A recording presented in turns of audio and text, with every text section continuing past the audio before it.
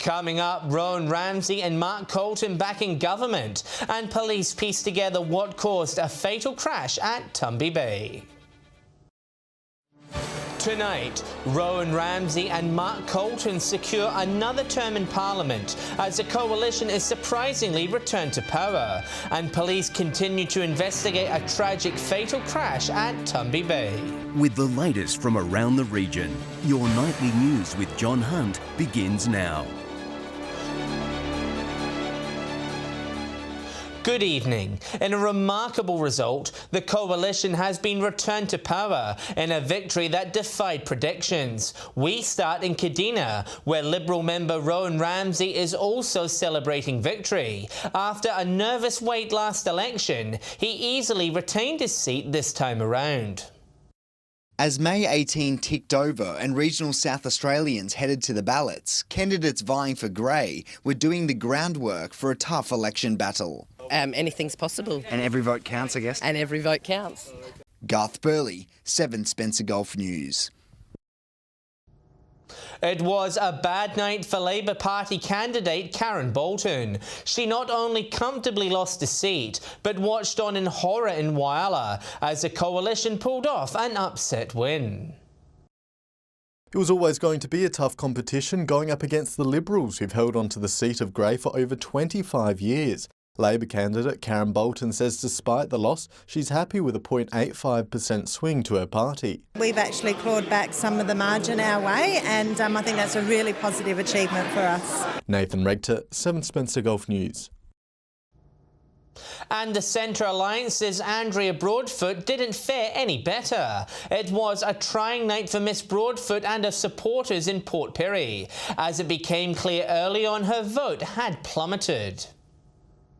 After dreaming of an upset win, reality kicked in for Andrea Broadfoot's Saturday night. Moving over to the New South Wales electorate of Parkes, where it was a commanding win for Nationals MP Mark Colton. Mr Colton has now won the seat 5 times in a row. A resounding win, a 5-time member for Parkes. This is a wonderful result. Despite strong Labor support in the far west of New South Wales, Nationals candidate Mark Colton was always going to have stronger polling in the north of the Parkes electorate. With 80% counted, Mr Colton has just over 50% of the first preference votes. Labor's Jack Ayub polled around 24%, a 4% swing away from the ALP compared to the last election. Independent Will Landers claimed 7%, as did Liberal Democrats Daniel Jones. United Australia Party candidate Petrus Vandersteen managed to get 6%. Labor won every booth in the Silver City as well as in Menindee and Wilcannia. Alma and Central showing major support for the ALP. In the two-party preferred, Mr Colton is currently seeing a 1% swing in his favour with about 66% of votes. Even though Mr Colton did not win a Broken Hill booth, he did see a positive swing of votes in his name. You don't count votes when you're doing your job. You represent everyone in the electorate. That's your job once you get elected. And hope that people then, when the time comes for election, that they will reward you with their support. Patrick Roinkey, 7 Spencer Golf News. Still to come tonight, the rest of the day's news, including a tragic fatal at Tumby Bay, and Port Augusta families come together. Hello again. Major Crash are still investigating an accident at Tumby Bay that claimed the life of a teenager. Another was airlifted to the Royal Adelaide Hospital and is still recovering. Nathan Ruttiger has more. Police are currently investigating the horror crash that took the life of an 18-year-old and left his mate in hospital. The teenagers were travelling along Bratton Road near the Tumby Bay silos at around 4:30 on Saturday morning. Port Lincoln police are investigating a robbery after a man entered the gaming room of the Great Northern Hotel, allegedly threatening staff with a knife. The suspect stealing cash and purses before fleeing. He's believed to have a dark complexion, wearing a tracksuit and a black mask over his face. Police are encouraging anyone with information to contact Crime Stoppers. A Broken Hill police car has had its rear windscreen smashed as it drove away from a domestic disturbance on Saturday night. It comes just days after officers were spat on while making an arrest.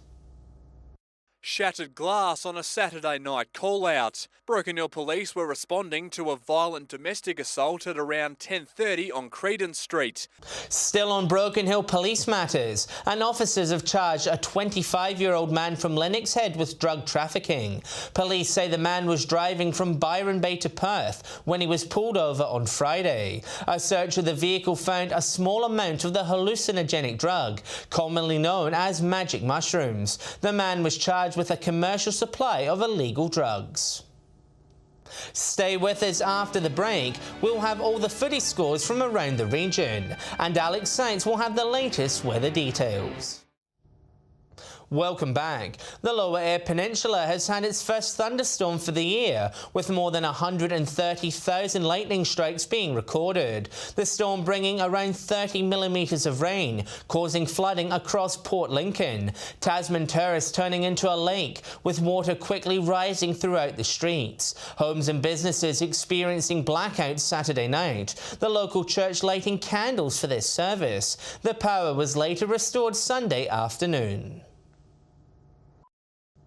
Turning to footy now, and there was a major upset in Broken Hill. South's 2-year winning streak is over, with North defeating them in a boil-over. Dominic Beaton has the weekend wrap.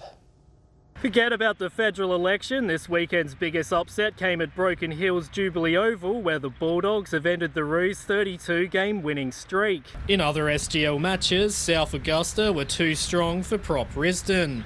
Cruising to a 68-point victory, Gary Warren slotting an impressive 6 goals for the winner. While Central came from behind at three-quarter time to defeat last place Port by 18 points. In the WFL, and West is sitting comfortably on top of the ladder after a comfortable win against Waroona Bay. Central's brilliant start to the season continued with a massive win over Rapina, and North Whyalla extended South's miserable start to the season on Sunday. The Pies handed down the Demons a whopping 152-point thumping, with South anchored to the bottom of the ladder. In Port Lincoln, way back were too good for South. Boston's sorry start to the season continue, held goalless in its 68-point loss to Marble Range. And Tasman wound up round 4 with a tight win against Mallee Park. Across the border in Broken Hill, and North have caused a huge upset against South, putting an end to the Roos' 32 straight win record, knocking the wind out of the sails of the league's champions with their 40-point victory. While in the other match, West proved too strong, with a massive 87-point win against bottom of the ladder's Central. That's a wrap for this round of football from across the regions. I'll be back tomorrow with the rest of sport. Thanks, Dom. And time to take a look at what's happening in the weather. Here's Alex Sykes. Good evening. After a wet weekend in some parts of our region, it was returned to sunny skies today. Temperatures ranged in the mid-20s, with Port Augusta and Whyalla reaching 22 degrees, Port Lincoln 20, Broken Hill reached a warm 25, Port Pirie was 21 and a max of 19 degrees in Adelaide.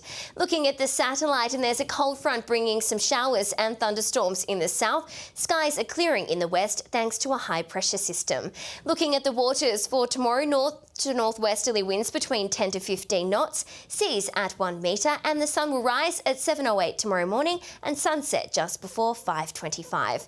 Partly cloudy and warm across the region tomorrow. Port Augusta set for a top of 25 degrees, Whyalla 24, Port Lincoln and Coffin Bay 21, Woodner and Quorn 25, Broken Hill cloudy and also 25, Port Pirie 24, Clare 21, Cleve 24, and cloudy skies in Adelaide with a top of 21.